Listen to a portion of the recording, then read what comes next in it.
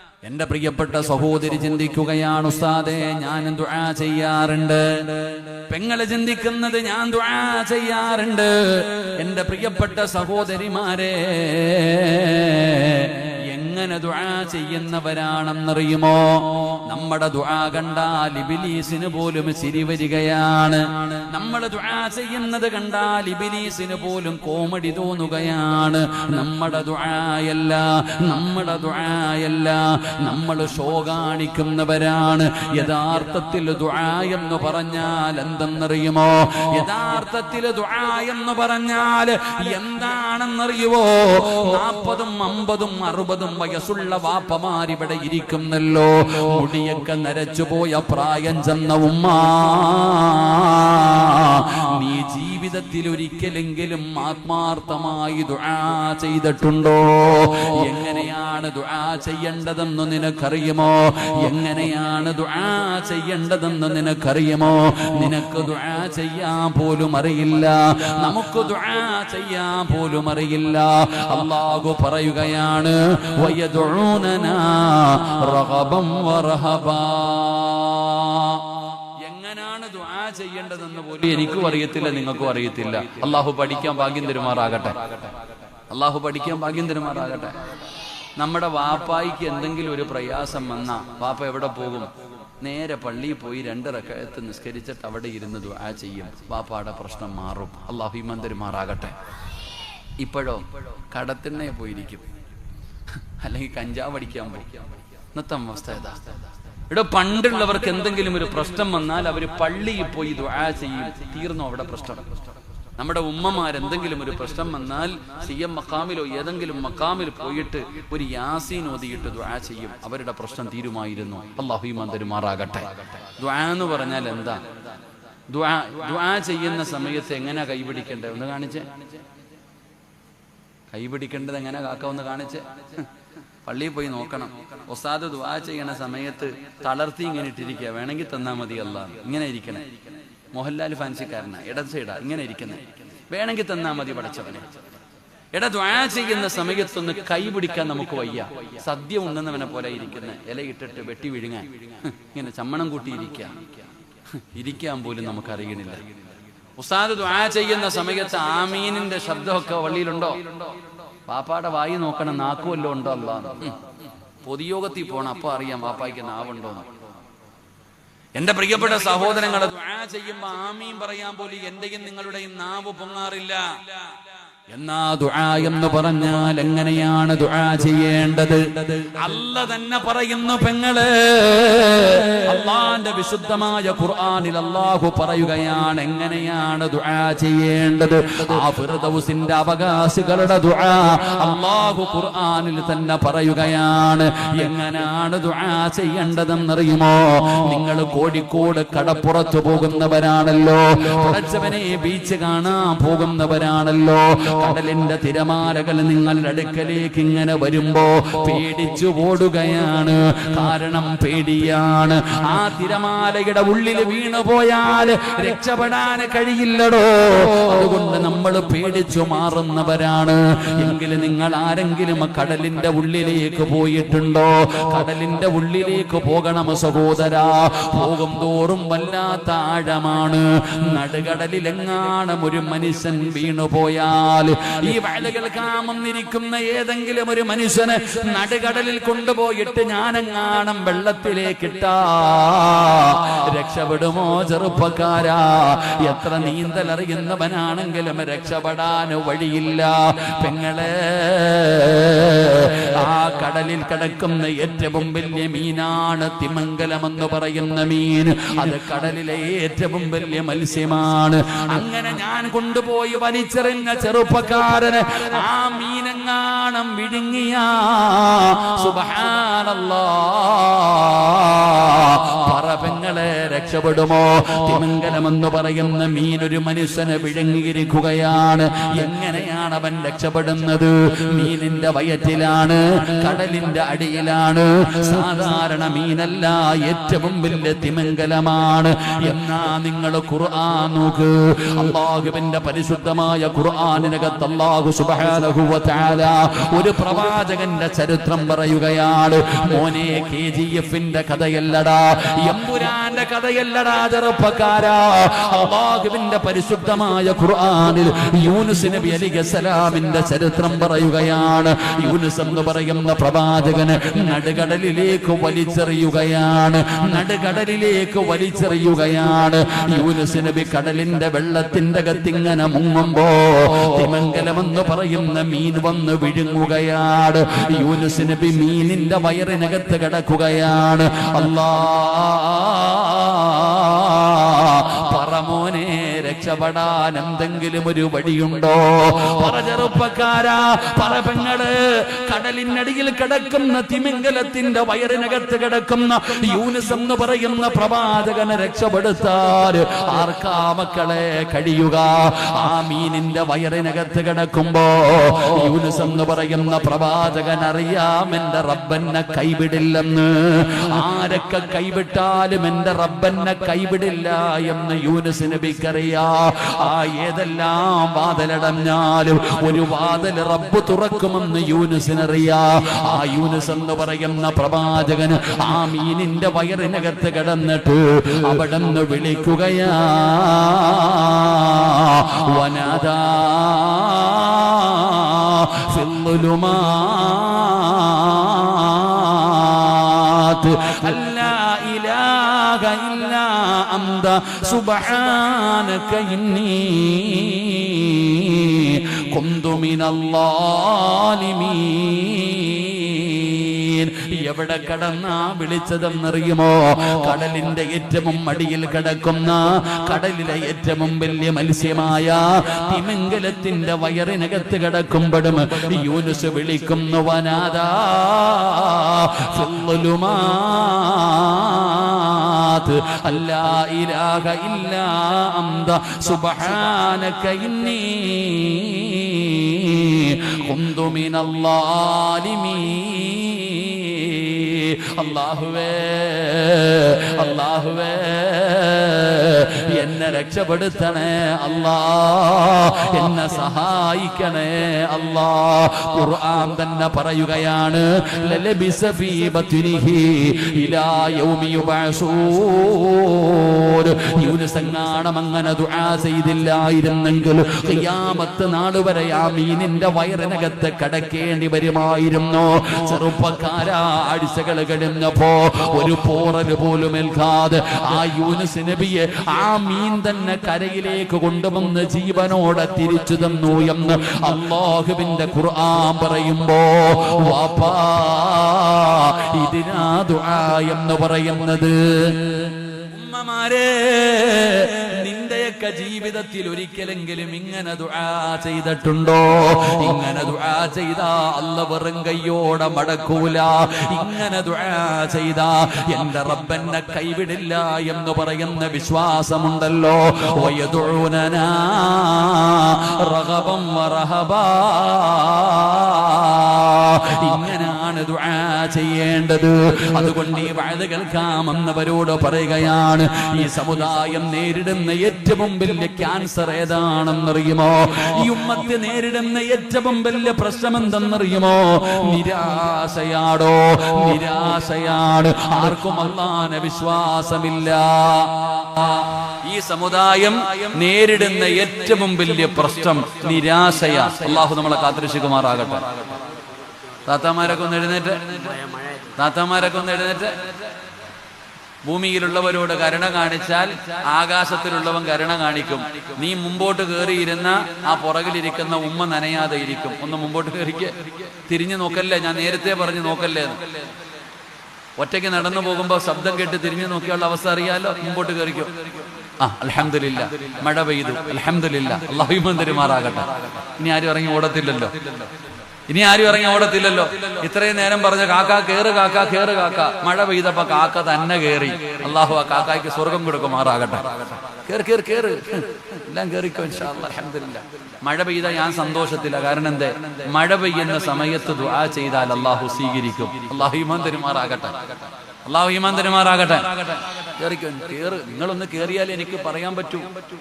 നിങ്ങൾ എന്താ ഇപ്പൊ സിറാത്ത് പോലെ ഇഴയുന്ന പോലെ അവിടെ കൂടെ മിന്നലിന്റെ വേഗത്തിൽ ആൾക്കാർ പോണേ. ഒന്ന് കേറിയിരിക്കും. ഇൻഷാ അല്ലാഹ്. അൽഹംദുലില്ലാഹ്. അള്ളാഹു കബൂലാക്കുമാറാകട്ടെ.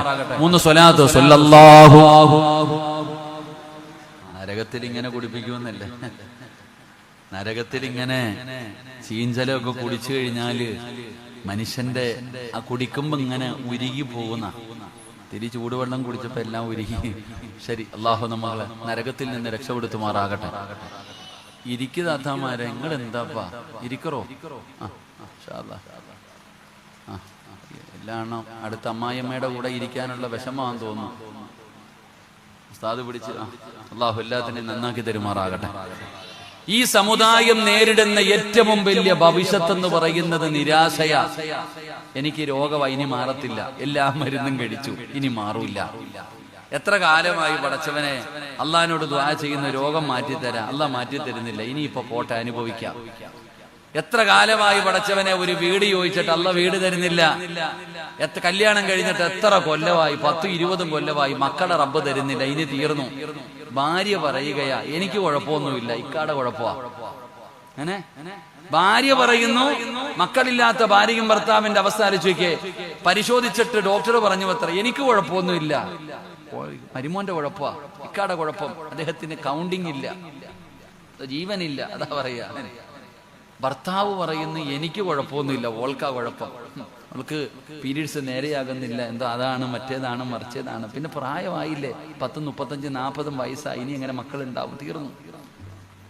പെണ്ണ് പറയുന്നു ഭർത്താവിന്റെ കുഴപ്പം, ഭർത്താവ് പറയുന്നു ഭാര്യയുടെ കുഴപ്പം. ഞാൻ ചോദിക്കട്ടെ, അള്ളാന്റെ റസൂൽ സല്ലല്ലാഹു അലൈഹി വസല്ലമ തങ്ങൾക്കും ആയിഷ ബീവിക്കും മക്കളില്ല, ആരുടെ കുഴപ്പമാ? നിങ്ങൾ എന്തോ ഇങ്ങനെ ഇരിക്കണേ? നബി തങ്ങൾക്കും ആയിഷ ബീവിക്കും മക്കളുണ്ടോ? ഉണ്ടോ? ഇല്ല. ആരുടെ കുഴപ്പം? ആയിഷയുടെ കുഴപ്പമോ നബി തങ്ങളുടെ കുഴപ്പമോ? അല്ലാഹു ഈമാൻ തരുമാറാകട്ടെ. എന്റെ പ്രിയപ്പെട്ട സഹോദരങ്ങളെ, ജീവിതത്തിൽ ഞാൻ ചോദിക്കട്ടെ, നിന്റെ രോഗം മാറ്റാൻ അള്ളാഹിക്ക് പറ്റത്തില്ലേ? എടാ, പച്ചവെള്ളം കുടിച്ചാൽ മതി രോഗം മാറാൻ. അള്ള വിചാരിച്ചാൽ പച്ചവെള്ളം കുടിച്ചാൽ മതി, നിന്റെ രോഗം മാറും. ഒറ്റ ദിവസം കൊണ്ട് നിന്നെ സമ്പന്നനാക്കാൻ അള്ളാഹിക്ക് കഴിവുണ്ട്. ഒറ്റ ദിവസം കൊണ്ട് സമ്പന്നനാക്കാൻ നിന്റെ അള്ളാഹിക്ക് കഴിയില്ലേ?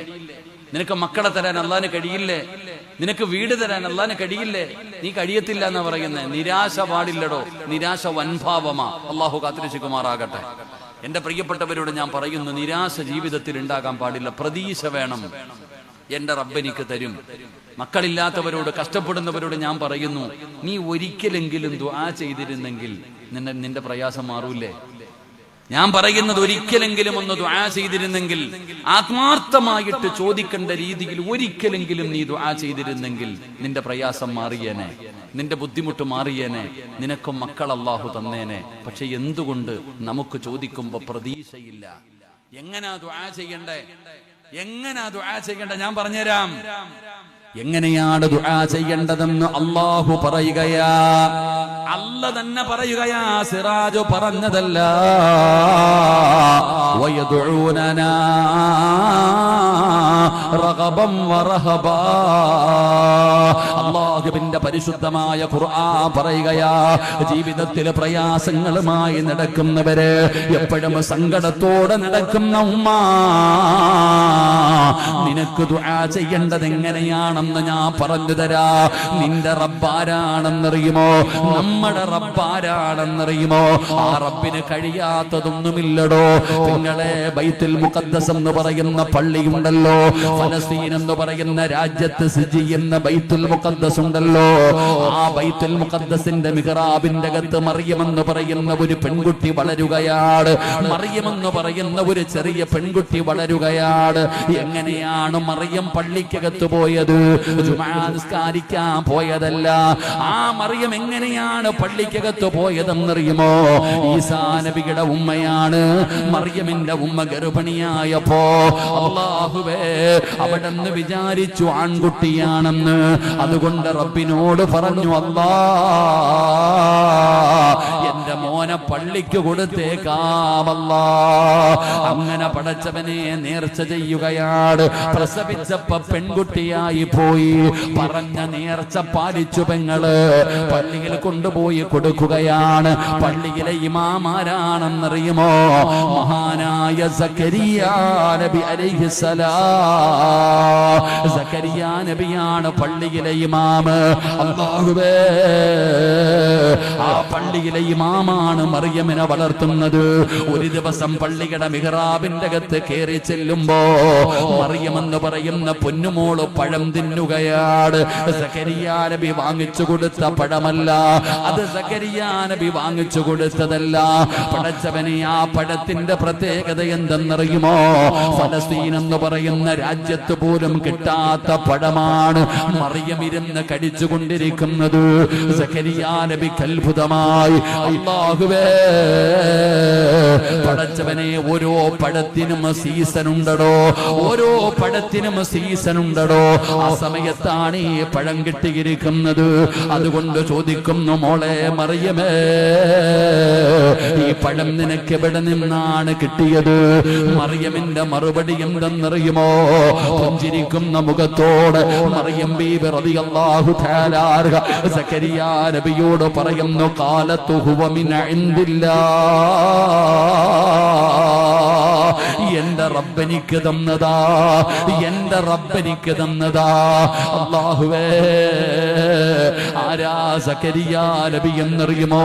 കല്യാണം കഴിഞ്ഞ് കൊല്ലങ്ങളായി മക്കളില്ലാതെ സങ്കടത്തോടെ നടക്കുന്ന പ്രവാചകരാ. വിവാഹം കഴിഞ്ഞ് ഒരുപാട് കൊല്ലമായി മക്കളില്ലാതെ സങ്കടപ്പെട്ട് നടക്കുന്ന പ്രവാചകനാണ്. വൃദ്ധനായ പ്രവാചകനാണ്. പ്രായം ചെന്ന പ്രവാചകനാണ്. പെങ്ങളെ കേൾക്കണേ മോളെ, 30 അല്ല 40 അല്ല 50 അല്ല 60 അല്ല 70 അല്ല 80 അല്ല 100 വയസ്സ് കഴിഞ്ഞുമ്മാ. 100 വയസ്സ് കഴിഞ്ഞ പ്രവാചകനാണ് സക്കരിയാ നബി അലൈഹിസ്സലാം. അല്ലാഹുവിന്റെ മുമ്പിലേക്ക് തന്റെ കൈകൾ ഉയർത്തുകയാണ്. എന്നിട്ട് പറയുന്നു, അല്ലാ, പ്രായമായി റബ്ബേ, ഞാൻ വൃദ്ധനാണല്ലാ. കല്യാണം കഴിഞ്ഞു കൊല്ലങ്ങളായി റബ്ബേ, എനിക്കിതുവരെ സന്താനമായിട്ടില്ല, എനിക്കിതുവരെ മക്കളുണ്ടായിട്ടില്ല. സക്കരിയാ നബി അല്ലാഹുവോട് പറഞ്ഞത് എന്തെന്നറിയുമോ? ഖാല റബ്ബി ഇന്നി വഹനൽ അളമു മിന്നി വസ്തഅല റഅസു ശൈബാ വലൻ അഖും ബിദുആഇക റബ്ബി ശഖിയാ. എനിക്ക് പ്രായമായല്ലാ, എല്ലുകൾ പൊടിയുന്നു അല്ലാ. പടച്ചവനെ, എല്ലിൽ നിന്ന് എന്റെ തൊലികൾ പോലും വിട്ടിരിക്കുന്നു പടച്ചവനെ. എനിക്ക് മക്കളില്ല തമ്പുരാരെ, എന്റെ അവസ്ഥ ഇങ്ങനെയാണ്. ഉമ്മാ, സക്കരിയാ നബിയുടെ ഭാര്യയ്ക്ക് 90 വയസ്സ് കഴിഞ്ഞു പെങ്ങള്. അല്ലാഹുവിനോട് പറയുകയാ, വകാലത്ത് ഇംറഅതി ആകിറാ. എന്റെ ഭാര്യ പ്രസവിക്കാത്തവളല്ല, എന്റെ ഭാര്യ പ്രസവിക്കാത്തവളല്ല. പെങ്ങളെ, 50 വയസ്സ് കഴിഞ്ഞ മെൻസസ് നിലയ്ക്കുമല്ലോ. മെൻസസ് നിലച്ച പെണ്ണിനു മക്കൾ എങ്ങനെ ഉണ്ടാകാനാണ്? അല്ലാഹുവേ, സക്കരിയാ നബി അല്ലാഹുവോട് പറയുകയാ, എനിക്ക് പ്രായമായി, എന്റെ ഭാര്യയ്ക്ക് പ്രായമായി. ഞങ്ങൾക്ക് ഒരുപാട് രോഗങ്ങളുണ്ട്, ഞങ്ങൾക്ക് ഒരുപാട് പ്രയാസങ്ങളുണ്ട്, ഞങ്ങൾക്ക് മക്കളില്ല തമ്പുരാന്. പക്ഷേ നാഥാ, നിനക്ക് പവറുണ്ടല്ലാ, നിനക്ക് കഴിയും പടച്ചവരെ, നിനക്ക് കഴിയും പടച്ചവരെ. എനിക്കൊരു മോനെ തരാറ്, എനിക്കൊരു കുഞ്ഞിനെ തരാറ് നിനക്ക് കഴിയുമല്ലാ. അതുകൊണ്ട് റബ്ബേ, എനിക്കൊരു പൊന്നുമോനെ വേണമല്ലാ. എന്തൊരു പ്രതീക്ഷയെന്നറിയുവോ, എന്തൊരു പ്രദേശയെന്നറിയുവോ. വയസ്സാങ്കാലത്ത് ഒരു റബ്ബിനോട്, വയസ്സാങ്കാലത്ത് ഒരു നബി അല്ലാഹുവോട് പറയുകയാ, എനിക്കൊരു മോനെ വേണം തമ്പുരാനെ, തന്നേ പറ്റു പടച്ചവന്. നിനക്ക് പവറുണ്ട് തമ്പുരാനെ, നിനക്കതിനുള്ള കഴിവുണ്ട് തമ്പുരാനെ. അല്ലാഹുവിനോടൊരു മകനെ വേണമെന്ന് ദുആ ചെയ്തപ്പോ അല്ലാഹു കൊടുത്തു പെങ്ങളെ. അല്ല എങ്ങനെയാണ്? വൈദാ സഅലക ഇബാദി അന്നീ ഫഇന്നീ ഖരീബ് ഉജീബു ദഅവത്തദ് ദാഇ ഇദാ ദഅാനി. അല്ല പറഞ്ഞത് അല്ലാഹുവോട് ചോദിക്കാനാ, ചോദിച്ചാ തരും പെങ്ങളെ. അല്ലാഹുവിന് കഴിയാത്തതൊന്നുമില്ല, അല്ലാഹുവിന് ലോകത്ത് കഴിയാത്തതൊന്നുമില്ല. ഒരു അല്ലാഹുവിന് തരാനൊരു തടസ്സവുമില്ല. അല്ലാഹുവോട് പറഞ്ഞു എനിക്കൊരു മോനെ വേണമെന്ന്. അല്ല കൊടുത്ത മകനാരാണെന്നറിയുമോ? മഹാനായ യഹ്യാ നബി അലൈഹിസ്സലാം. മക്കൾക്ക് യഹ്യാ എന്ന് പേരിടണേ, മക്കൾക്ക് യഹ്യാ എന്ന് പേരിടണേ. ആ യഹ്യാ എന്ന പേരിന്റെ പ്രത്യേകത എന്തെന്നറിയുമോ? അത് അല്ല വെച്ച പേരാണ്, അല്ല വെച്ച പേരാണ് യഹ്യാ. ലോകത്ത് ഒരാൾക്കും അതിനു മുമ്പ് യഹ്യാ എന്ന് പേരില്ല. അല്ലാഹു വെച്ച പേരാണ് യഹ്യാ. അങ്ങനെ ദുആ ചെയ്തിട്ട് കിട്ടിയ മകനാണ് യഹ്യാ നബി അലൈഹിസ്സലാം. അങ്ങനെ ദുആ ചെയ്തിട്ട് കിട്ടിയ മകനാണ്. റബ്ബേ, യഹ്യാ നബിയുടെ ചരിത്രം വായിച്ചാൽ ഏതൊരു മനുഷ്യനും കരയുമടോ, ഏതൊരു മനുഷ്യനും കരയുമടോ. കരയാതെ യഹ്യാ നബിയുടെ ചരിത്രം വായിച്ചു തീർക്കാൻ കഴിയില്ല. അല്ലാഹുവേ, പടച്ചവനെ പേടിച്ച് ജീവിച്ചിരുന്ന പ്രവാചകനാണ് യഹ്യാ നബി. സുജൂദിൽ വീണാൽ ദിവസങ്ങളോളം കിടക്കുമായിരുന്നു. യഹ്യാ നബിയുടെ കണ്ണുനീര് വീണ സ്ഥലത്ത് നിന്ന് പുല്ല് കിളിച്ചു വരുമായിരുന്നു പെങ്ങള്. അതുപോലെ കരഞ്ഞിരുന്ന പ്രവാചകനാണ്. അതുകൊണ്ട് ഈ സദസ്സിലിരിക്കുന്നവരോട് പറയുകയാ, അല്ലാഹുവിൽ പ്രതീക്ഷ വെക്കട്. അല്ല ഒരിക്കലും നമ്മളെ കൈവിടൂല. അല്ലാഹു ആര് കൈവിട്ടാലും നമ്മളെ കൈവിടൂല. അതുകൊണ്ട് ആ ഫിർദൗസ് എന്ന് പറയുന്ന സ്വർഗത്തിന്റെ അവകാശിയുടെ രണ്ടാമത്തെ അടയാളം എന്തെന്നറിയുമോ? വയദൂനനാ റഗബൻ വറഹബാ. അവൻ അല്ലാഹുവിനോട് ആത്മാർത്ഥമായി ദുആ ചെയ്യുമെന്ന് അല്ലാഹുവിന്റെ വിശുദ്ധ ഖുർആൻ. അല്ലാഹുവിന്റെ വിശുദ്ധമായ ഖുർആൻ പറയുന്നു ദുആ ചെയ്യും. എടോ, വയസ്സാം കാലത്ത് 100 വയസ്സ് കഴിഞ്ഞ നബി 90 വയസ്സ് കഴിഞ്ഞ തന്റെ ഭാര്യ പ്രസവിക്കുവോ? ആ പ്രവാചകനാണ് അല്ലാഹുവിന്റെ മുമ്പിൽ ചെന്നിട്ട് തന്റെ സങ്കടം മുഴുവനും പറഞ്ഞു, തന്റെ അവസ്ഥ പറഞ്ഞു. എന്നിട്ട് അല്ലാഹുവിനോട് പറയാ, നിനക്ക് പറ്റൂ ഒരു കുഞ്ഞിനെ തരാ, നീ തന്നേ പറ്റൂ പടച്ചവനെ. ദുആ ചെയ്തിട്ട് വാങ്ങിച്ച മകനാണ് യഹ്യാ നബി അലൈഹിസ്സലാം. അല്ലാഹു നമുക്ക് ഈമാൻ തരുമാറാകട്ടെ. അതുകൊണ്ട് ഞാൻ പറയുന്നത്, എല്ലാത്തിനും മരുന്നുണ്ട്, എല്ലാത്തിനും മരുന്നുണ്ട്. ഖുർആനിൽ മരുന്നില്ലാത്ത ഒന്നുമില്ല. ഭാര്യ ഇപ്പോ ഒരു ചങ്ങാതി പെണ്ണുമ്പിള്ള പ്രസവിക്കാൻ സമയമായി ആശുപത്രി കൊണ്ടുപോകാതെ വീട്ടിലിട്ട് പ്രസവിപ്പിച്ചു മരിച്ചുപോയി. അല്ലാഹു അലം. പടച്ചോൻ നമുക്ക് ഈമാൻ തരുമാറാകട്ടെ. ആമീൻ പറ. ഓന്റെ പേരും സിറാജ് എന്ന. അതാ വിഷമം. ഒന്നാലോചിക്ക്. എടാ, പെണ്ണുമ്പിള്ള പ്രസവിക്കാൻ ആശുപത്രി കൊണ്ടുപോകണം. അസുഖം വന്നാൽ ആശുപത്രി കൊണ്ടുപോയി മരുന്ന് മേടിക്കണം, ചികിത്സിക്കണം. അല്ലാതെ നീ മന്ത്രവാദവും ചെയ്തുകൊണ്ട് വീട്ടിൽ ഇരുന്നിട്ട് കാര്യമൊന്നുമില്ല. അതെങ്ങനാ? മൊത്തം ഓൺലൈനിലല്ലേ? ഓൺലൈന് പൂജ നടത്തുന്ന കാലമല്ലേ? അള്ളാഹു കാത്തിരക്ഷിക്കുമാറാകട്ടെ. എല്ലാ പെണ്ണുങ്ങളും ഇപ്പൊ അങ്ങനെ തന്നെ, എല്ലാം ഓൺലൈനിൽ ഇരിക്കുക. പണ്ട് ഒരു വെള്ളം ഓതണമെങ്കിൽ ഉസ്താദിന്റെ അടുത്ത് വന്നിട്ട് പറയും, ഉസ്താദെ ഒരു ഗ്ലാസ് വെള്ളം ഓതിത്താ ഉസ്താദെ, പനിയാ ഉസ്താദെ, ഇല്ലേ? ഉസ്താദെ ഒരു ചരട് ഓതിത്താ ഉസ്താദെ, പേടിച്ചിരിക്കുക, പനിയാ ഒന്ന് ഓടിത്താ. അതിങ്ങനെ പണ്ട് ഉസ്താദിന്റെ അടുക്ക പോകും. ഇപ്പൊ താത്ത തന്നെ ഓതി കിട്ടുന്ന കാലമാണ്. ഉസ്താദിന്റെ ആവശ്യമൊന്നുമില്ല. ഞാനൊരു വീട്ടിൽ പോയി, ഒരാളെ കാണാൻ വേണ്ടി വീട്ടിൽ പോയപ്പോ അയൽവാസി ഓടി വന്നിട്ട് പറയുന്നു, എന്റെ ആട് ഒന്നും കഴിക്കുന്നില്ല, ആ വെള്ളം ഇങ്ങിതാ. എന്റെ ആട് ഇന്നലെ മുതൽ ഒന്നും കഴിക്കുന്നില്ല, ആ വെള്ളം ഇങ്ങി തരാൻ. അകത്ത് പോയിട്ട് ഒരു പാത്രം വെള്ളം എടുത്തു കൊടുത്തു. ആ താത്ത അതും കൊണ്ട് അങ്ങ് പോയി. എനിക്കൊന്നും മനസ്സിലായില്ല. ഞാൻ പതുക്കെ അടുത്ത് നിന്ന് ആളോട് ചോദിച്ചു, എന്താ സംഭവം എന്ന്. അത് ഉമ്മ രാവിലെ ഓൺലൈനിൽ ദിക്ർ പറഞ്ഞിട്ട് ഓതി വെച്ച വെള്ളവാ. അള്ളാഹു കാത്തിരക്ഷിക്കുമാറാകട്ടെ. ആ ഉമ്മ രാവിലെ ഓൺലൈനിൽ ഏതോ ഉസ്താദും തങ്ങളോ ആരോ വന്ന് തുടങ്ങി ഇരുന്നിട്ട് ഊതിയ വെള്ളവാ. അള്ളാഹു കാത്തിരക്ഷിക്കുമാറാകട്ടെ. എവിടെ എത്തി സമുദായം, എവിടെ എത്തി? അള്ളാഹു ഉമ്മത്തിനെ കാത്തിരക്ഷിക്കുമാറാകട്ടെ. ഇവിടെ ബുദ്ധി വേണം സഹോദരിമാരെ. ഏതെങ്കിലും ഒരു ഉസ്താദ് ഓൺലൈനിൽ മൊബൈൽ എടുത്തു വെച്ചിട്ട് അക്കൗണ്ട് നമ്പരും കൊടുത്തിട്ട് ഇട്ടോ എന്ന് പറയുമ്പോൾ നിനക്ക് ബുദ്ധിയില്ലേ താത്ത? ഞാൻ നിന്നോട് ചോദിക്കട്ടെ, എവിടെയോ കിടക്കുന്ന ഒരു മനുഷ്യന് നീ പൈസ അയച്ചു കൊടുക്കുന്നു. നിന്റെ കുടുംബത്തിൽ എത്ര പാവങ്ങളുണ്ട്, നിന്റെ നാട്ടിൽ എത്ര സ്ഥാപനങ്ങളുണ്ട്, നിന്റെ മഹലിൽ എന്തെല്ലാം ആവശ്യമുണ്ട്. നീ ഇവിടെ കൊടുക്കാതെ എവിടെയോ കിടക്കുന്നവൻ ചുമ്മാ അയക്കുക. അത്ര കൂടുതലാണോ പടച്ചവനെ സമ്പത്ത്? എടോ, കൊടുക്കണ്ടെന്നൊന്നും ഞാൻ പറയണില്ല. നോക്കിയും കണ്ടും കൊടുക്കുക, അർഹതപ്പെട്ടവർക്ക് കൊടുക്കുക. ഓൺലൈൻ പരിപാടിയൊക്കെ നിർത്തുതാത്ത, എന്നിട്ട് ജീവിക്കാൻ പഠിക്ക്. ഒന്നാമത് പോട്ടെ, അള്ളാഹു കാത്തിരക്ഷിക്കുമാറാകട്ടെ. അത് എന്റെ പ്രസംഗമാണെങ്കിലും കേൾക്കരുതെന്നാ ഞാൻ. എന്തിനാ ഈ ഓൺലൈനിൽ ഇരുന്ന് കേൾക്കണേ? ഞാൻ കേട്ടിട്ട് എന്ത് പുണ്യം കിട്ടാനാ? ഓൺലൈനിൽ ഇരുന്ന് നിന്റെയൊക്കെ ഇഖ്ലാസ് നഷ്ടപ്പെട്ടു പോയത് അവിടെയല്ലേ? ഇഖ്ലാസ് നഷ്ടപ്പെട്ടു പോയത് അവിടെയല്ലേ? ഞാൻ ചോദിക്കട്ടെ, നീ മൊബൈല് ഇപ്പൊ നോക്കിക്കേ, ഫർദ ഇട്ടിട്ടുണ്ട്, തലയിൽ തുണി ഇട്ടിട്ടുണ്ട്, അദബും മര്യാദയോടുകൂടി നീ ഇരുന്ന് വഴുത് കേൾക്കുന്നു.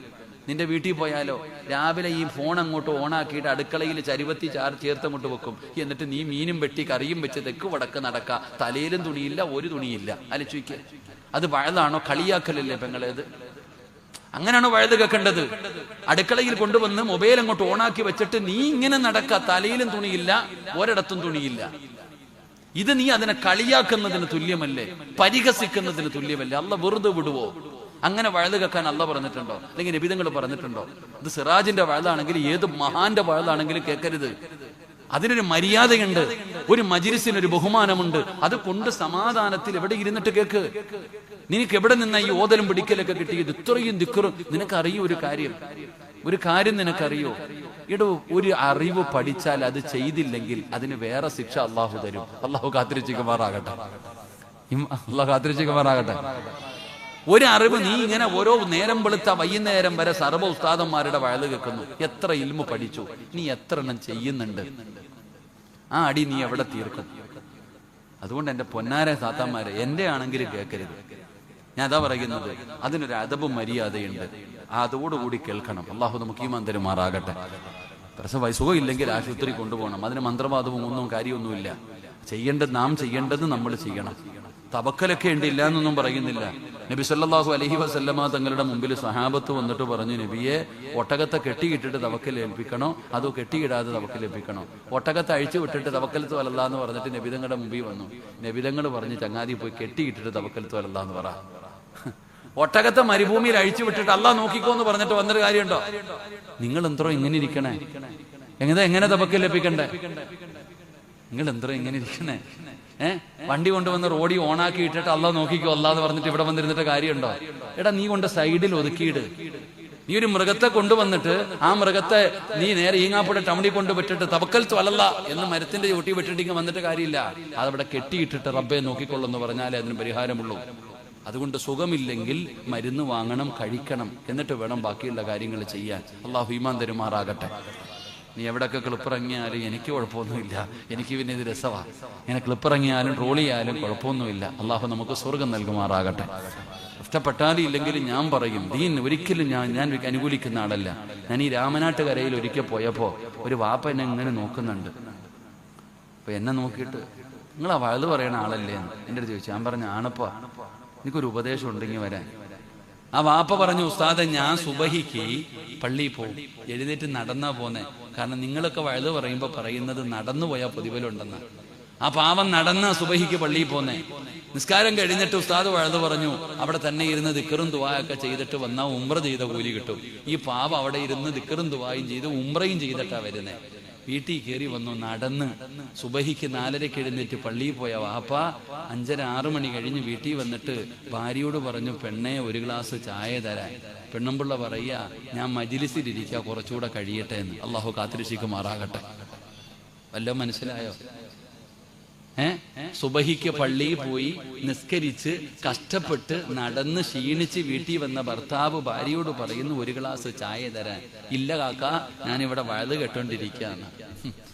നമ്മുടെ വീട്ടിലെങ്ങാനും ആയിരുന്നെങ്കിൽ അള്ളാഹു കാത്തിരക്ഷിക്കുമാറാകട്ടെ. ഇങ്ങനെ വഴുത് കേട്ട സ്വർഗത്തിൽ പോവോ? നിങ്ങൾ പറ, നിങ്ങൾ ഇങ്ങനെ വഴുത് കേട്ട സ്വർഗത്തിൽ പോവോ? മോളെ, കുറച്ച് കേട്ടാ മതി. കുറച്ചു മതി. അൽഹംദുലില്ലാഹ്. അള്ളാഹു കേൾക്കുന്ന നന്മകൾ ജീവിതത്തിൽ ചെയ്യാൻ ഭാഗ്യം തരുമാറാകട്ടെ. അള്ളാഹു ചെയ്യാൻ ഭാഗ്യം തരുമാറാകട്ടെ.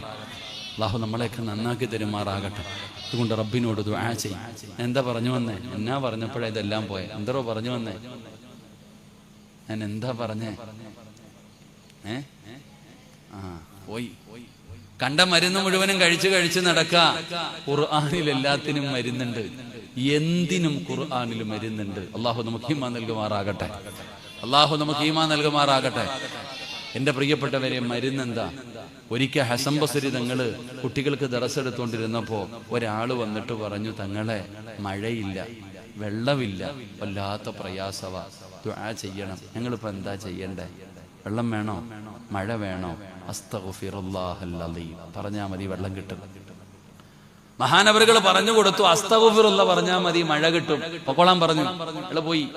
കുറച്ചു കഴിഞ്ഞപ്പോ രണ്ടാമതൊരാള് വരുന്നുണ്ട്, തങ്ങളെ കച്ചവടമൊക്കെ ആകെ നഷ്ടത്തില, കച്ചവടമൊന്നുമില്ല, വലിയ പ്രയാസത്തില തങ്ങളെ, എന്താ ഞങ്ങൾ ചെയ്യാ? കച്ചവടം വേണോ?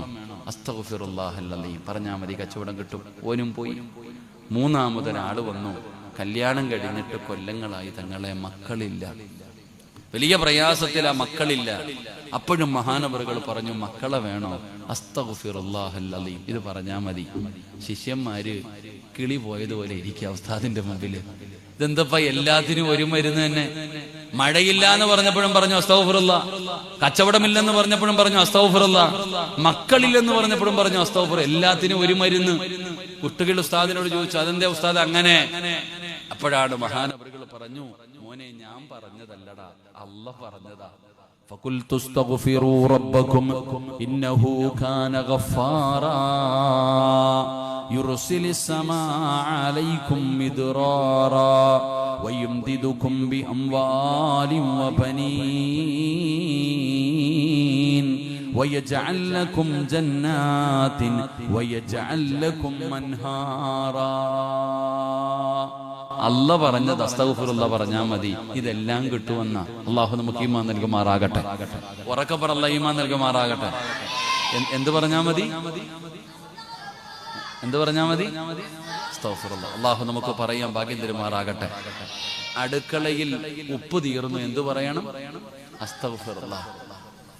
അസ്തഗ്ഫിറുല്ലാഹ് പറയണം. കാരണം എന്തേ? അസ്തഗ്ഫിറുല്ലാഹ് പറഞ്ഞാൽ നീ ഉദ്ദേശിക്കാത്ത രീതിയിൽ അള്ളാഹു നിനക്ക് ഭക്ഷണം തരുമെന്ന് നബിയുനാ റസൂലുള്ളാഹി സ്വല്ലല്ലാഹു അലൈഹി വസല്ലം. അള്ളാഹു നമുക്ക് ഈമാൻ നൽകുമാറാകട്ടെ.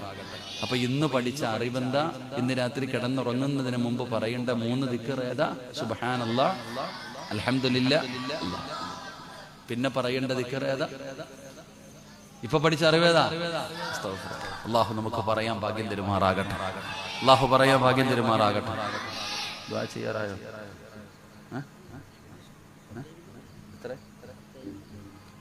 11 മണിയായില്ലേ? 5 മിനിറ്റും കൂടെ ഉണ്ടെന്ന് തോന്നുന്നു. 5 മിനിറ്റും കൂടെ ഉണ്ട്. ദുആ ചെയ്തൂടെ? നിങ്ങൾ ഇരുന്നാ ഒന്നുകൂടെ പറയും, ഇല്ലെങ്കിൽ ഞാൻ ദുആ ചെയ്യും. എനിക്ക് പ്രത്യേകിച്ച് പരിപാടിയൊന്നുമില്ല, എനിക്ക് തന്നെ പരിപാടി. ദുആ ചെയ്യല്ലേ? ഇരുന്നാ ഒന്നുകൂടെ പറയാം, ഇല്ലെങ്കിൽ ദുആ ചെയ്യാം. ഒരെണ്ണം കൂടെ പറയട്ടെ? പറയണോ വേണ്ടേ? നിങ്ങൾക്ക് വേറെ പണിയൊന്നും ഇല്ലടോ, മതി, എന്നാ മതിയില്ല. താത്തമാരെ പറയട്ടെ? മൂന്നാമതായിട്ട് അല്ലാഹു പറയുകയാണ്, വകാനൂ ലനാ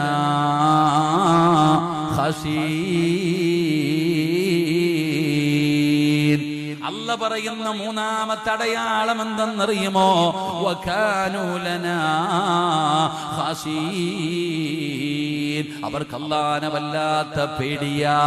ആ ഫിർദൗസിന്റെ അവകാശികൾക്ക് പടച്ചവനെ വല്ലാത്ത പേടിയാണ്, അല്ലാഹനെ വല്ലാത്ത പേടിയാണ്. ആർക്കാടോ അല്ലാഹനെ പേടിയുള്ളത്? വഅദ് പറയുന്ന സിറാജിനില്ലല്ലോ, വഅദ് കേൾക്കുന്ന നിങ്ങൾക്കുമില്ലല്ലോ. നമ്മളിൽ ആർക്കാ അല്ലാഹനെ പേടിയുള്ളത്?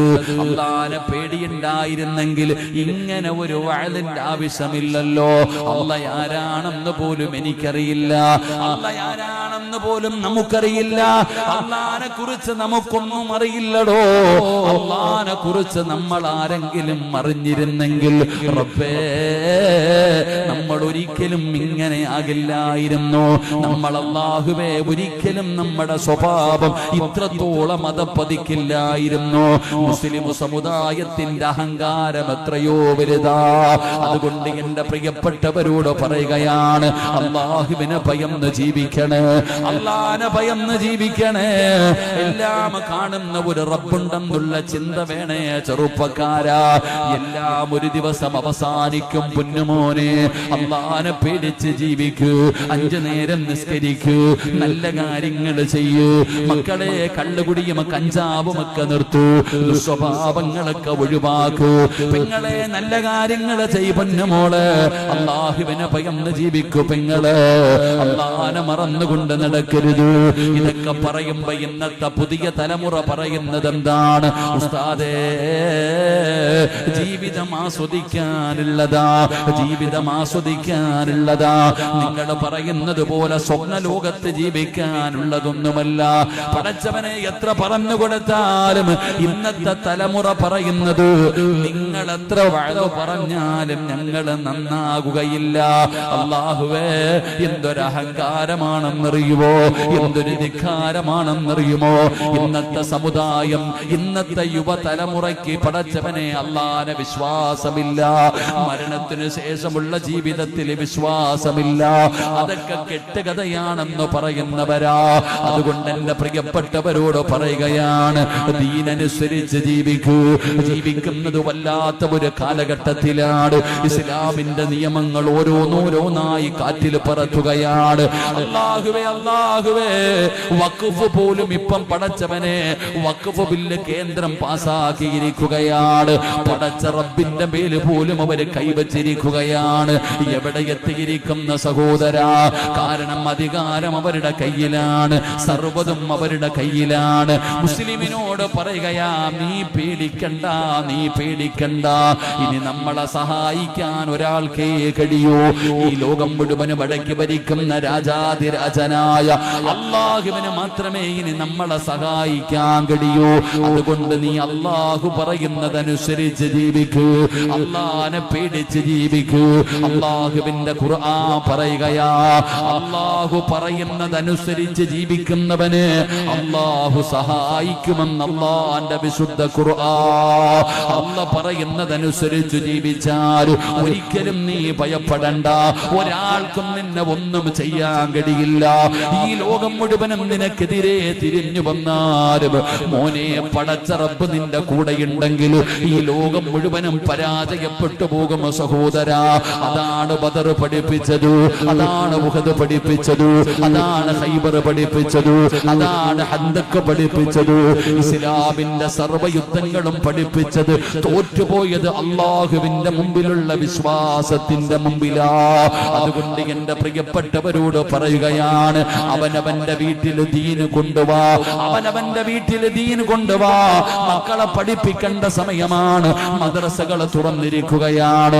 അല്ലാഹുവേ, കൊച്ചുമക്കളെ കൊണ്ടുപോയിട്ട് മദ്രസയിൽ കൊണ്ടുപോയി അല്ലാഹ് ആരാണെന്ന് പഠിപ്പിക്കൂ, നിബിധങ്ങൾ ആരാണെന്ന് പഠിപ്പിക്കൂ, പരിശുദ്ധമായ ദീൻ എന്താണെന്ന് പഠിപ്പിക്കൂ.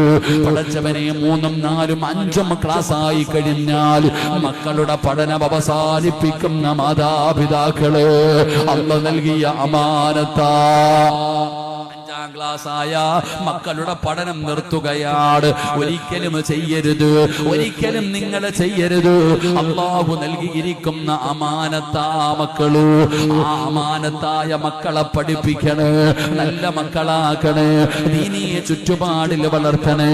അതാണ് ദീനില്ലാത്തവർക്ക് പിന്നെ ഒന്നുമില്ലടോ. അതാണ് നബി തങ്ങൾ പറഞ്ഞത്, 4 കാര്യങ്ങളാണ് വിവാഹം കഴിക്കുമ്പോ പരിഗണിക്കേണ്ടത്.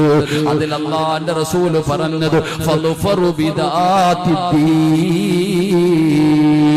ദീനുള്ള പെണ്ണിനെ വേണം വിവാഹം കഴിക്കാൻ. പണമുള്ളതിനെയല്ല, സൗന്ദര്യം കൂടിയതിനെയല്ല, കുടുംബ മഹിമ കൂടിയതിനെയല്ല. എടാ, ദീനുള്ള പെണ്ണിനെ വേണം വിവാഹം കഴിക്കാൻ, ദീനുള്ള പെണ്ണിനെ വേണം വിവാഹം കഴിക്കാൻ. എന്തുകൊണ്ടാണ് ദീന് പരിഗണിക്കാൻ പറയുന്നത്? ദീനുള്ള പെണ്ണിനെ വിവാഹം കഴിച്ചാ അല്ലാഹു തരുന്ന പ്രതിഫലം എന്തെന്നറിയുമോ? നിർത്തുകയാ പെങ്ങള്.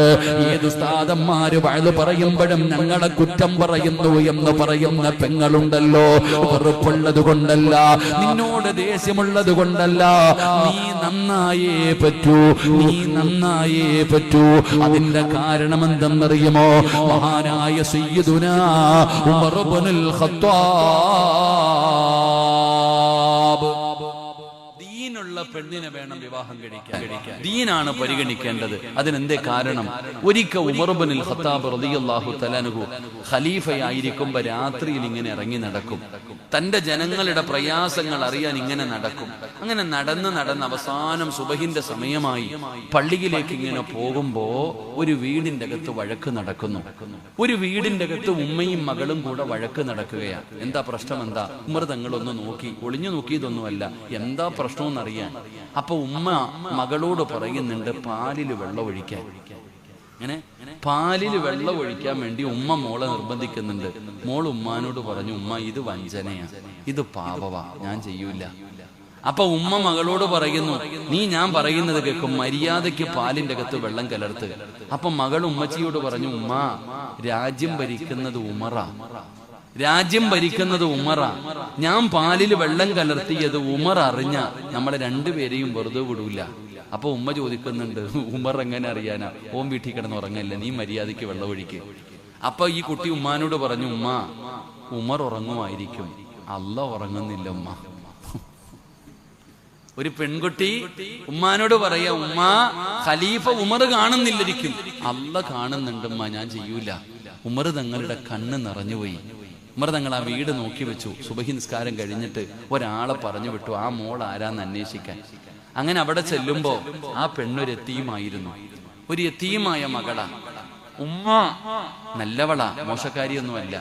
പിന്നെ പാലിൽ വെള്ളം കലർത്താൻ പറയാനുള്ള കാരണം, വീട്ടിലാകെ ഉള്ളത് ഒരു ഒട്ടകമാ. ഈ ഒട്ടകത്തിന്റെ പാല് കറന്നു കൊടുത്തിട്ടാണ് അവര് ജീവിക്കുന്നത്.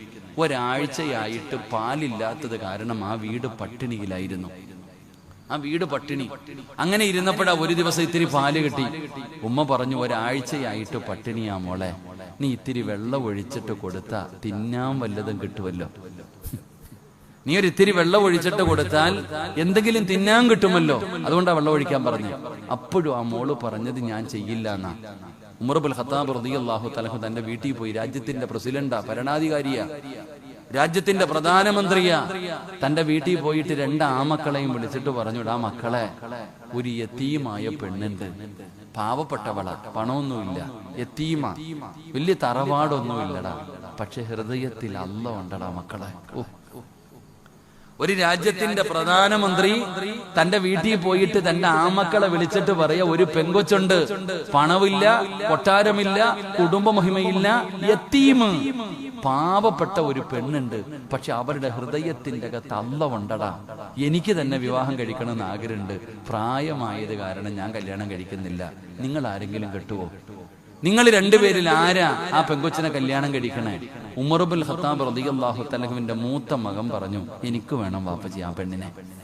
പെണ്ണിനെ പോലും കണ്ടില്ല, ആരും പെണ്ണിനെ പോലും കണ്ടില്ല, സൗന്ദര്യമുള്ളവളാണെന്ന് അറിയില്ല. ഉമർ ഇബ്നുൽ ഖത്താബ് റളിയല്ലാഹു തആല ചോദിച്ചു, നിങ്ങളിൽ ആരാ മോനെ അല്ല ഹൃദയത്തിലുള്ള ഒരു പെണ്ണുണ്ട്, ആരാ കല്യാണം കഴിക്കണേ? ഉമർ തങ്ങളുടെ മകൻ പറഞ്ഞു, എനിക്ക് വേണം വാപ്പച്ചി. എന്റെ പ്രിയപ്പെട്ട സഹോദരങ്ങളെ, ഉമർ തങ്ങളുടെ മകനാണ് ആ പെണ്ണിനെ കെട്ടിയെ. നിനക്കിനി ഒരു ചരിത്രം അറിയുമോ? 2ാം ഉമർ എന്നറിയപ്പെടുന്ന ഒരു മനുഷ്യനുണ്ട്, മഹാനായ ഉമർ ഇബ്നു അബ്ദുൽ അസീസ് റളിയല്ലാഹു തആല അൻഹു. അറിയോ ചരിത്രം? ഉമർ ഇബ്നു അബ്ദുൽ അസീസിന്റെ ചരിത്രം നിനക്കറിയോ? വായിച്ചു നോക്കു പോയിട്ട്. ഉമർ ഇബ്നു അബ്ദുൽ അസീസ് റളിയല്ലാഹു തആല അൻഹു തന്റെ മരണം അടുത്തെന്ന് മനസ്സിലായി. അള്ളാഹനെ പേടിച്ച് ജീവിക്കുന്ന ഒരു മനുഷ്യനാ. തന്റെ മരണം അടുത്തെന്ന് മനസ്സിലായപ്പോ പോയി കുളിച്ച് റെഡിയായി. ഉമർ ഇബ്നു അബ്ദുൽ അസീസ് പോയി കുളിച്ച് റെഡിയായി. എന്നിട്ട് കഫൻ തുണിയും എടുത്തുകൊണ്ട് മരിക്കാൻ തയ്യാറായി തന്റെ വീടിന്റെ അകത്ത് കയറി വന്നു. തന്റെ പ്രിയപ്പെട്ട ഭാര്യയായ ഫാത്തിമയെ അടുത്ത് വിളിച്ചു, ഫാത്തിമ ഇങ്ങ് എടുത്തു വാ, ഞാൻ പോവാ. ഫാത്തിമ, ഞാൻ പോവാ, എന്റെ മരണം അടുത്തിരിക്കുന്നു ഫാത്തിമ, അതുകൊണ്ട് നീ എനിക്ക് എന്തെങ്കിലും ഞാൻ പറഞ്ഞു പോയിട്ടുണ്ടെങ്കിൽ നീ പൊരുത്തപ്പെടണം എനിക്ക്. തന്റെ ഭാര്യയോട് പൊരുത്തം ചോദിച്ചു, ഭാര്യ ഭർത്താവിനോട് പൊരുത്തം ചോദിച്ചു. അവിടെ നിന്ന് വസീയത്തുകൾ കൊടുത്തു. പരസ്പരം ഇങ്ങനെ സംസാരം നീണ്ടുപോയി. ഉമർ ഇബ്നു അബ്ദുൽ അസീസ് റളിയല്ലാഹു തആല അൻഹു തന്റെ ഭാര്യയോട് ചോദിച്ചു, ഫാത്തിമ, ഇനി എന്തെങ്കിലും നിനക്ക് എന്നോട് ചോദിക്കാനുണ്ടോ? ഫാത്തിമ നിന്ന് കരയാൻ തുടങ്ങി. കാരണം ഭർത്താവ് മരിക്കാൻ പോവാ. ഭർത്താവ് മരിക്കാൻ പോവാ. അപ്പോഴാണ് ചോദിക്കുന്നത്, ഫാത്തിമ നിനക്ക് എന്തെങ്കിലും പറയാനുണ്ടോ? ഫാത്തിമ നിന്ന് കരയുകയാണ്. അപ്പോഴാണ് ഉമർ ഇബ്നു അബ്ദുൽ അസീസ് പറയുന്നത്, എങ്കിൽ നീ പുറത്തിറങ്ങ്, നീ റൂമിന്റെ പുറത്തിറങ്ങിയിട്ട് വാതിലടയ്ക്ക്, റൂമിന്റെ പുറത്തിറങ്ങിയിട്ട് വാതിലടയ്ക്ക്. ഉമർ ഇബ്നു അബ്ദുൽ അസീസ് റളിയല്ലാഹു തആല അൻഹു പറയുമ്പോ ഫാത്തിമ എന്ന് പറയുന്ന ഭാര്യ ചോദിക്കുകയാണ്, എന്തിനാ എന്നെ പുറത്താക്കുന്നത്? നിങ്ങൾ മരിക്കാൻ പോവുകയാണ്, ഈ സമയത്തല്ലേ ഞാൻ നിങ്ങളുടെ കൂടെ നിൽക്കേണ്ടത്, എന്തിനാ എന്നെ പുറത്താക്കുന്നത്? ആ സമയത്ത് ഉമർ ഇബ്നു അബ്ദുൽ അസീസ് പറയുകയാണ്, ഫാത്തിമ ഇന്നി അറാ ഖലഖൂ ലൈസൂ ബി ഉനാസിൻ വലാ ജാ. ഫാത്തിമ, ഇഷ്ടമില്ലാഞ്ഞിട്ടല്ല, സ്നേഹമില്ലാഞ്ഞിട്ടല്ല, നിന്നോട് വെറുപ്പുള്ളത് കൊണ്ടല്ല. എന്റെ വെളിയിലിറങ്ങ്, റൂമിന്റെ വെളിയിലിറങ്ങ്, എന്നെ കാണാൻ അതിഥികൾ വരുന്നു ഫാത്തിമ.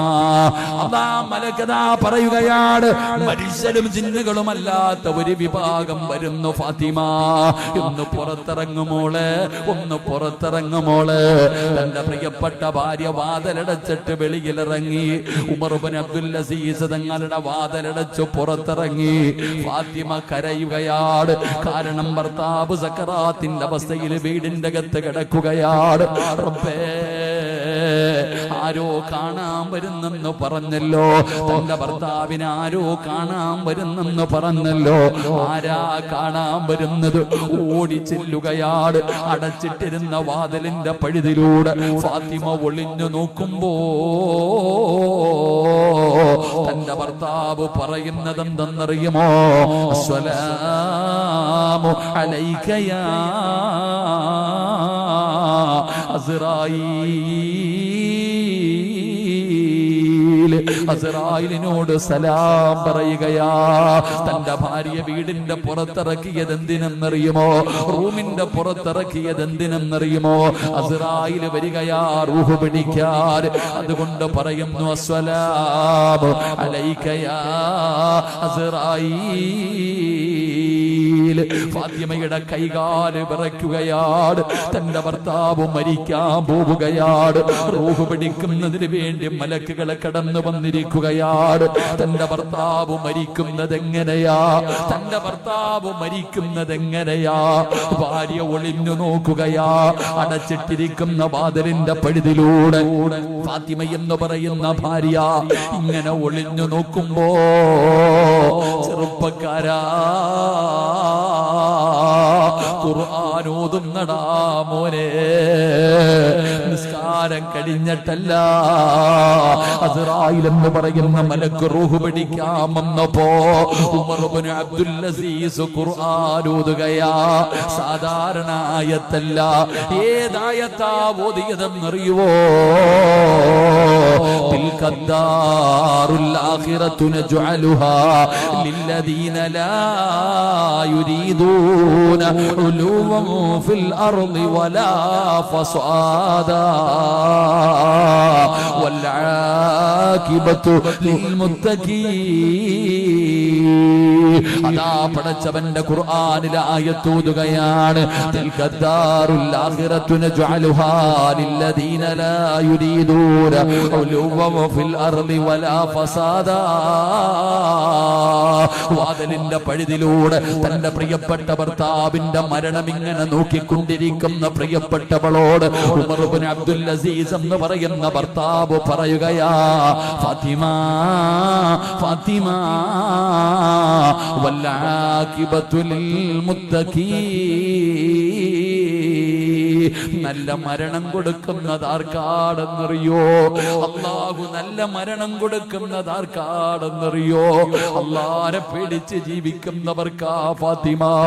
അല്ലാഹനെ പേടിച്ച് ജീവിക്കുന്നവർക്കാണ് അല്ലാഹു നല്ല മരണം കൊടുക്കുന്നത്. തന്റെ പ്രിയപ്പെട്ട ഭാര്യയോട് പറയുകയാണ്, മുഖത്തേക്ക് തുണിയെടുത്തിടുകയാണ്. ലാ ഇലാഹ ഇല്ലല്ലാഹ് ഷഹാദത്ത് കലിമ പറയുകയാണ്. അനക്കമില്ല, ഭർത്താവ് അനങ്ങുന്നില്ല. വാതിൽ തുറന്നിട്ട് ഓടി ചെല്ലുമ്പോ ഉമർ ഇബ്നു അബ്ദുൽ അസീസ് ചിരിക്കുന്ന മുഖത്തോടെ കിടക്കുകയാ. എന്തൊരു സുഗന്ധമെന്നറിയുമോ? തന്റെ പ്രിയപ്പെട്ട ഭർത്താവിനെന്ത് സുഗന്ധമെന്നറിയുമോ? അല്ലാഹുവേ, നാട് മുഴുവനും അറിയുകയാണ്, ജനങ്ങൾ മുഴുവനും കാണാമെന്നടോ. വന്നവര് മുഴുവനും പറയുന്നു, എന്തു മരണമാ, എന്തു മരണമാ, എന്തൊരു പ്രകാശമാ, എന്തൊരു സുഗന്ധമാ. അവസാനം ഉമർ ഇബ്നു അബ്ദുൽ അസീസ് തങ്ങളുടെ ജനാസ കുളിപ്പിച്ചു, കഫം പൊതിഞ്ഞു, നിസ്കരിച്ചു, കൊണ്ടുപോയി പള്ളിപ്പറമ്പിൽ 6 അടി മണ്ണിനകത്ത് ഇറക്കി വെച്ചു. ഖബറടക്കി കഴിഞ്ഞപ്പോ ഒരാളും പോകുന്നില്ല, ഒരാളും പോകുന്നില്ല. എല്ലാവരും പള്ളിപ്പറമ്പിൽ നിൽക്കുകയാണ്. പള്ളിയുടെ പരിസരം മുഴുവനും ജനമാണ്. അവര് പറയുന്നത്, റബ്ബേ, എന്തൊരു മരണമാട് പടച്ചവരെ, എന്തൊരു സുഗന്ധമാട് പടച്ചവരെ. അല്ലാഹുവേ, ഖുർആൻ ഓതിയല്ലോ, ഇസ്രായേലിനോട് സലാം പറഞ്ഞല്ലോ. ഇങ്ങനെ ഒരു മരണം കിട്ടാറുള്ള കാരണം എന്താണ്? ജനങ്ങൾ മുഴുവനും പറയുകയാണ്. അങ്ങനെ എല്ലാവരും തിരിച്ചു പോയടോ. ആ ജനാസ ഖബറടക്കാമെന്ന് ജനങ്ങൾ മുഴുവനും ഉമർ ഇബ്നു അബ്ദുൽ അസീസ് റളിയല്ലാഹു തആല അൻഹുവിന്റെ വീടിന്റെ മുറ്റത്ത് ചെന്നു. എന്നിട്ട് വിളിക്കുന്നു, ഫാത്തിമ, സങ്കടപ്പെടുത്താമെന്നതല്ല, വേദനിപ്പിക്കാമെന്നതല്ല, നീ ധൈര്യക്കുകയാണ്. നിന്റെ ഭർത്താവിന്റെ മരണത്തിൽ നീ വല്ലാത്ത വേദനയിലാണ്. ഞങ്ങൾ എന്തിനാണ് വന്നതെന്നറിയുമോ? ഞങ്ങൾ എന്തിനാണ് വന്നതെന്നറിയുമോ? ഒരേ ഒരു കാര്യം ചോദിക്കാനാണ് ഫാത്തിമ, ഒരേ ഒരു കാര്യം ചോദിക്കാനാണ്. ഞങ്ങൾക്കറിയേണ്ടത് എന്തെന്നറിയുമോ? നിന്റെ ഭർത്താവ് അസ്രായിലിനോട് സലാം പറഞ്ഞല്ലോ, ഖുർആൻ ഓതിയല്ലോ, ഷഹാദത്ത് കലിമ പറഞ്ഞല്ലോ. നിന്റെ ഭർത്താവിന് വല്ലാത്ത സുഗന്ധമായിരുന്നു ഫാത്തിമ, വല്ലാത്ത സുഗന്ധമായിരുന്നു ഫാത്തിമ. ഞങ്ങളും മരിക്കേണ്ടവരാ, ഞങ്ങളും മരിക്കേണ്ടവരാ. ഇതുപോലെ ഒരു നല്ല മരണം ഞങ്ങൾക്കും വേണം ഫാത്തിമ. ഇങ്ങനെ ഒരു മരണം കിട്ടാൻ നിന്റെ ഭർത്താവ് ചെയ്ത നന്മ എന്താണ് ഫാത്തിമ? ഒരു നാട് മുഴുവനും വന്ന് ചോദിച്ചപ്പോ ഫാത്തിമ എന്ന് പറയുന്ന ഭാര്യ പറഞ്ഞ മറുപടി എന്തെന്നറിയുമോ? വകാന ഉമർ ഇബ്നു അബ്ദുൽ അസീസ് അഖ്സറിൽ ലിന്നാസി സ്വലാത്തൻ വലാ സിയാമാ. എന്റെ ഭർത്താവ് ഒരുപാട് നിസ്കരിക്കുന്ന മനുഷ്യനായിരുന്നു, ഒരുപാട് നോമ്പ് പിടിക്കുന്ന മനുഷ്യനായിരുന്നു, ഒരുപാട് സദക്ക കൊടുക്കുന്ന മനുഷ്യനായിരുന്നു എന്നൊന്നും ഞാൻ പറയൂല, എന്നൊന്നും ഞാൻ പറയൂല. എന്റെ ഭർത്താവിന് അല്ലാഹു നല്ല ഒരു മരണം കൊടുക്കാ ഒരേ ഒരു കാരണമേ ഉള്ളൂ. ലാകിൻ വല്ലാഹി മാ റഅയ്തു അഹദൻ അഖ്വഫ ലില്ലാഹ്. ഈ ലോകം മുഴുവനും അടക്കി ഭരിക്കുന്ന രാജാതിരാജനായ അല്ലാഹുവിനെ കൊണ്ട് തന്നെയാണ് സത്യം. ഞാൻ എന്റെ ജീവിതത്തിൽ ഇതുപോലെ ഒരു മനുഷ്യരെ കണ്ടിട്ടില്ല. അല്ലാഹുവിനെ കൊണ്ട് തന്നെയാണ് സത്യം. എന്റെ ഭർത്താവിനെ പോലെ അല്ലാഹനെ പേടിച്ച് ജീവിച്ച ഒരു മനുഷ്യനെ ഞാൻ കണ്ടിട്ടില്ല. കാരണം എന്റെ ഭർത്താവിന് അല്ലാഹനെ വല്ലാത്ത പേടിയാ, എന്റെ ഭർത്താവിന് അല്ലാഹനെ വല്ലാത്ത പേടിയാ. അല്ല എന്ന് പറഞ്ഞാൽ എന്റെ ഭർത്താവ് ആരെന്നറിയോ? എന്റെ ഭർത്താവ് ആരെന്നറിയോ? ഞങ്ങൾ രണ്ടുപേരും കൂടെ ഒരിക്കൽ രാത്രി സംസാരിച്ചു കൊണ്ടിരുന്നപ്പോ എന്റെ നാവിൽ നിന്ന് അല്ലാ എന്ന വാക്കു വീണു. ഞാൻ അല്ലാ എന്നൊന്നു പറഞ്ഞു. റുബമായ യദ്കുറുല്ലാഹ ഫിൽ ലൈൽ യദ്കുറുല്ലാഹ് സുമ്മ യബ്കി ഹത്താ യുസ്ബിഹ. ഞങ്ങൾ സംസാരിച്ചു കൊണ്ടിരുന്നപ്പോ ഞാൻ അല്ലാ എന്ന് പറഞ്ഞതും എന്റെ ഭർത്താവ് കരയാൻ തുടങ്ങി. ഞാൻ അല്ലാഹുടെ പേര് പറഞ്ഞപ്പോ എന്റെ ഭർത്താവ് സുബഹി വരെ ഇരുന്ന് കരഞ്ഞു. എന്റെ പ്രിയപ്പെട്ടവരെ, അല്ലാഹുവിന്റെ ഖുർആൻ പറഞ്ഞു, ഇന്നമൽ മുഅ്മിനൂന അല്ലദീന ഇദാ ദുകിറല്ലാഹു വജിലത്തു ഖുലൂബുഹും വഇദാ തുലിയത് അലൈഹിം ആയാതുഹു സാദത്തുഹും ഈമാനാ വഅലാ റബ്ബിഹിം യതവക്കലൂൻ. ഉമർ ഇബ്നു അബ്ദുൽ അസീസിന്റെ ഭാര്യ പറയുകയാണ്, എന്റെ ജീവിതത്തിൽ ഞാൻ അല്ലാഹുവിനെ പേടിയുള്ള ഒരാളെയേ കണ്ടിട്ടുള്ളൂ, അത് വേറെ ആരുമല്ല, എന്റെ ഭർത്താവാ. എന്തിനാ ഈ ചരിത്രം പറഞ്ഞതെന്നറിയോ പെങ്ങളെ? എന്തിനാ ഈ ചരിത്രം പറഞ്ഞതെന്നറിയോ? ഈ ഉമർ ഇബ്നു അബ്ദുൽ അസീസ് ആരുടെ മോനാണെന്നറിയോ? ഈ ഉമർ ഇബ്നു അബ്ദുൽ അസീസ് ആരുടെ മോനാണെന്നറിയോ? ഏത് കുടുംബത്തിൽ ജനിച്ചതാണെന്നറിയോ? ഉമർ തങ്ങൾ പാതിരാത്രി വീടിന്റെ പരിസരത്തുകൂടെ നടന്നുപോയപ്പോ ഉമ്മ പാലിന്റെ അകത്ത് വെള്ളമൊഴിക്കാൻ പറഞ്ഞപ്പോ, ഉമ്മ അല്ല കാണുന്നുണ്ട് ഉമ്മ എന്ന് പറഞ്ഞ യതീമായ മകളെ നിനക്കോർമ്മയുണ്ടോ? ആ യതീമായ മകളെ നിനക്കോർമ്മയുണ്ടോ? ആ പെണ്ണിന്റെ കുടുംബത്തിൽ ജനിച്ച മകനാ മഹാനായ ഉമർ ഇബ്നു അബ്ദുൽ അസീസ്.